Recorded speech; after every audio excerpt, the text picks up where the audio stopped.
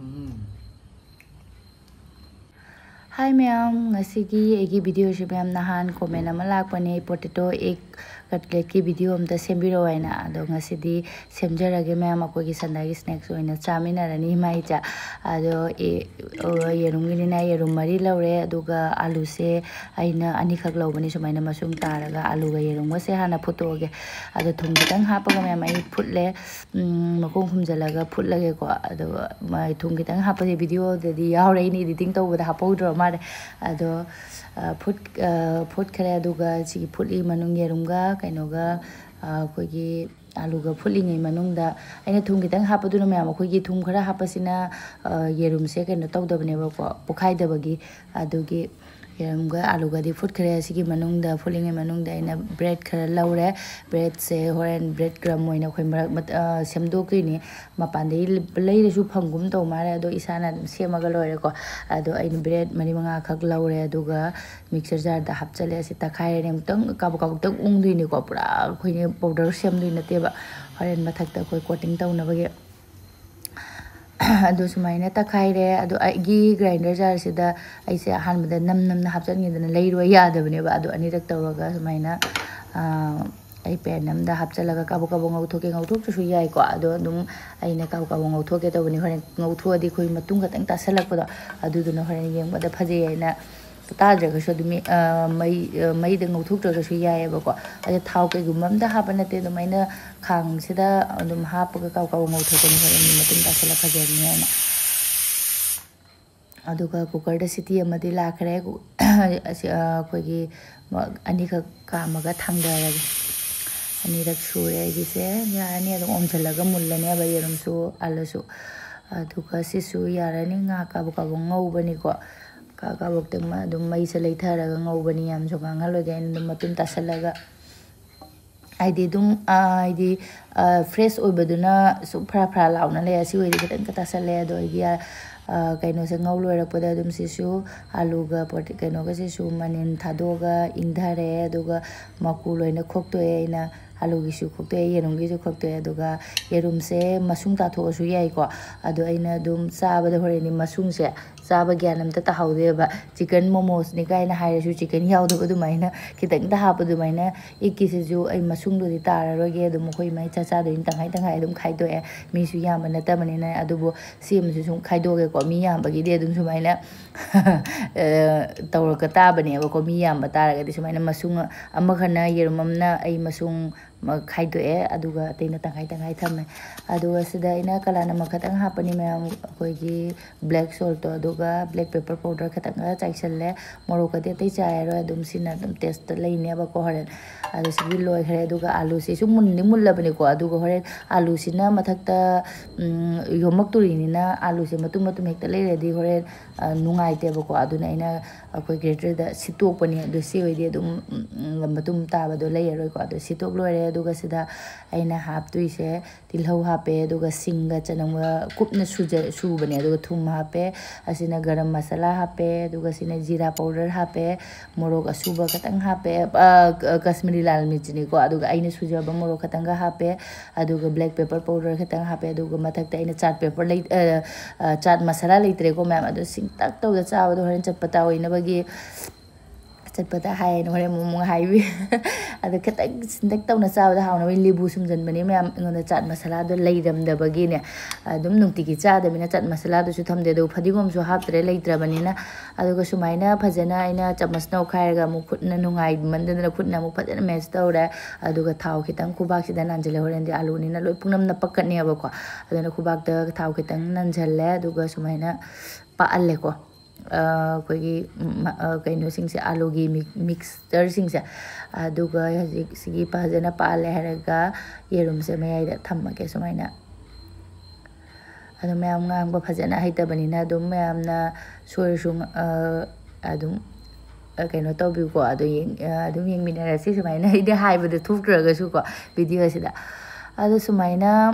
yomsanbire aduga sumaina koina bagi sumaina tawra ina yerum gi sep dumaina ka khala yerum sep mong da la adu sumai ta tawna loina ai semdo ga thao khutta thao yauribanina naptre thao yaudaba taade khutta dum alu je napsan maneba ko aduna khutta thao kitang nanjangradi dum naptre ado sumaina loina ai semdoage alu se kona gadra di khande kona ne di khale kona na banam sindro bani yerum siga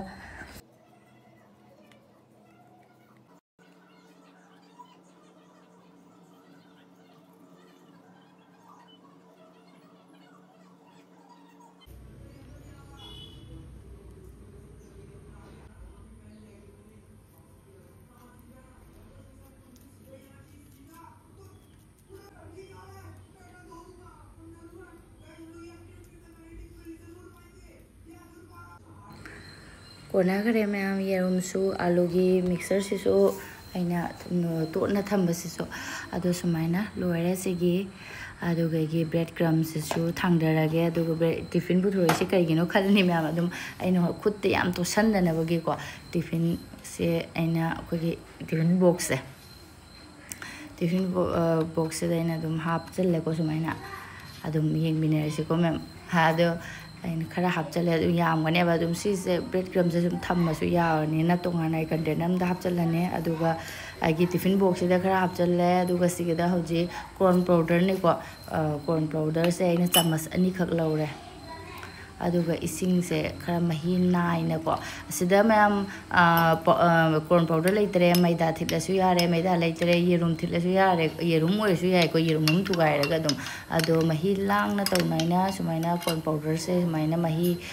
oina thamme aduga yamna de mahi kunghandre ko lang na tawraga aduga sida ina akogi yerum ga alu ga gi matum se sumaina ka bo gaina lupsan mane aduga sumaina agi tiffin box da bread crumbs le bisa hapchalle mathak ta coating tawna bagi ne ba kuma ado ani khatang hana tawge aduga himra se sumaina aina fork sina tawri shoren chamas na lokhatle khut to were khut do ju loin cholane aduga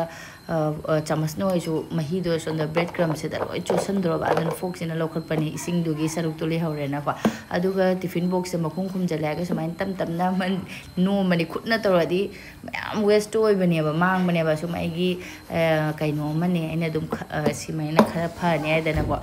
aina tiffin box da hapchallaga pungchai su chai dre makha da su ta dre sumaina loina coating ta oire mathak sida koi gi chotla bani na mathak ta loi napsan je le ba aduga sidi tangkai gi doni masung gi sinam khara piktek ti tawre ko sidi kha chawre tangkai ni na sumai tawna ma'am ai se sising se su loina semdo oge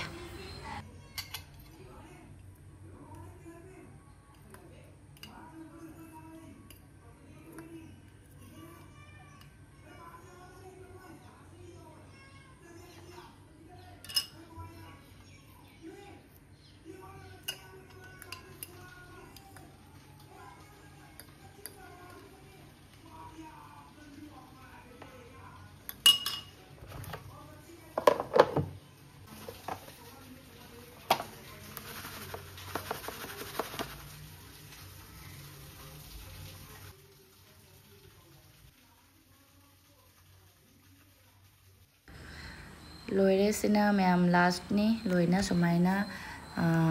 semaga thammadi ko ajik taw bada ko mani horen di cha bada ma'am hak tang tani ko adum mathang taw sing sina bo ba matam se dum changne adu video taw da boy di ko isan cha da sat lo shema ya video taw bani na semi bane camera se puthok ko matam yam changne ba ai se nga lingi de gi hona bani adu bo loire ko da dum mambu mam thara ka dore na ado thau da aina thau se saman ngeroi si manung sida mo phone laksan dana ko ado keno tawre na thau se katang di kal ngare ado go bread crumbs ne khara di thau di mot pani ko sumaina taw se akoi gi bread sina su tawning draga su koi gi keno lei bani akoi sweet corn ge chugaja ki keno lei bado corn flake aina makak lei bado adu thugar ga su adu su ya bani ko adu masak phaja bani adu su ado ai se thau katang sa gi duna color se keno tar sumaina su hau ba su hele da katang ngangjan basina so adu sumai taw ga taw thoe thau si di lore ma'am thi masak se koi gi ta mot kanu hai ba su ya roi ba koi gi bread ki ma gi makum yam sinane ado dum kheto kro hore ne dum kano taw gi ni ꯑꯗꯣ ꯑꯩꯒꯤꯁꯦ ꯂꯣꯏꯔꯦ ꯃꯌꯥꯝ ꯑꯩ ꯈꯔ ꯑꯍꯨꯝ ꯑꯃꯗꯤ ꯊꯝꯖꯜꯂꯦ ꯑꯩꯅ ꯍꯥꯏꯗꯤ ꯍꯌꯦꯡ ꯁ꯭ꯀꯨꯜꯗ ꯍꯥꯞꯄꯒꯦ ꯁꯦꯝꯅ ꯊꯝꯃꯃꯤꯅ ꯐ꯭ꯔꯤꯖꯇ ꯍꯥꯞꯆꯟꯈ꯭ꯔꯦ ꯍꯌꯦꯡ ꯇꯥꯎꯔꯒ ꯃꯣꯏꯒꯤ ꯁꯣꯅꯨꯒꯤ ꯇꯤꯐꯤꯟꯗ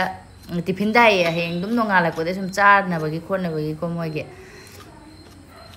ꯇꯤꯐꯤꯟꯗꯗꯤ ꯍꯥꯞꯄꯔꯣꯏ ꯌꯦꯔꯨꯝꯁꯦ ꯑꯩꯗꯤ ꯁ꯭ꯀꯨꯜꯗꯗꯤ ꯍꯥꯞꯇꯦꯕꯀꯣ ꯑꯗꯣ ꯁꯤ ꯂꯣꯏꯔꯕꯅꯤꯅ ꯃꯌꯥꯝ ꯁꯤꯒꯤ ꯃꯊꯛꯇ ꯑꯩꯅ ꯀꯂꯥꯅꯃꯛ ꯃꯊꯛ ꯈꯤꯇꯪꯗ ꯕ꯭ꯂꯦꯛ ꯁꯣꯜꯠꯇꯣ ꯈꯤꯇꯪ ꯃꯊꯛꯇ ꯆꯥꯏꯕꯅꯤ ꯑꯗꯨꯒ ꯍꯥꯎꯕꯅꯦꯕꯀꯣ ꯑꯗꯨꯒ ꯁꯤꯅ ꯑꯩꯅ ꯁꯦꯡꯅ ꯈꯥꯏꯗꯣꯛꯄꯅꯤ ꯑꯗꯨꯝ ꯆꯥꯎꯏꯒꯤ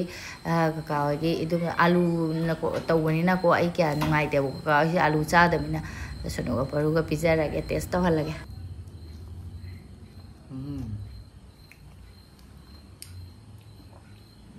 하오야.